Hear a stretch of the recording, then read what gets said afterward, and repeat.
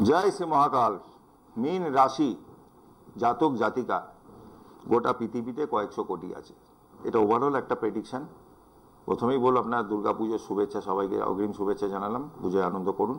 এই মুহূর্তে মীন রাশির কিন্তু 7.5 খুব একটা খারাপ ফেস তারা করছেন, মানে লাইফে স্ট্রাগল পিরিয়ড চলছে।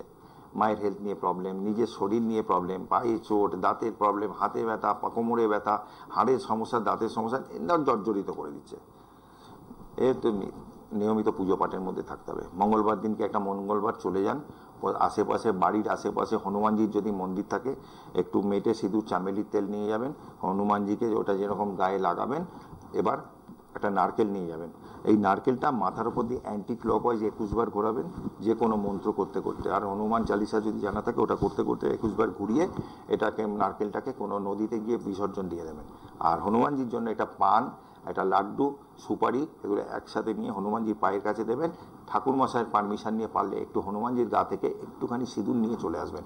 ওইটা রেগুলার আপনার সিঁদুরের সাথে মিশিয়ে, আর আপনি মেটে সিঁদুর হোক যে এমনি সিঁদুর হোক মিশিয়ে আপনি করুন। শনির প্রকোপ থেকে অনেকটা ভালো থাকবেন। খুব ভোগাচ্ছে বুঝতে পারছি, সময়টা এখন খারাপ হয়েছে। বিশেষ করে দেখবেন আপনাদের এই মুহূর্তে ষষ্ঠ ভাব খুব পীড়িত হয়ে বসে আছে। রবি ষষ্ঠে কেতুযুক্ত হয়ে বসে রয়েছে।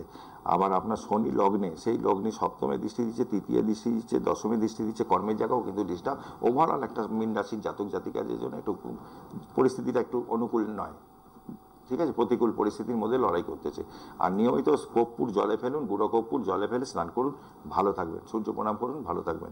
জয় মা তারা, জয় জয় তারা।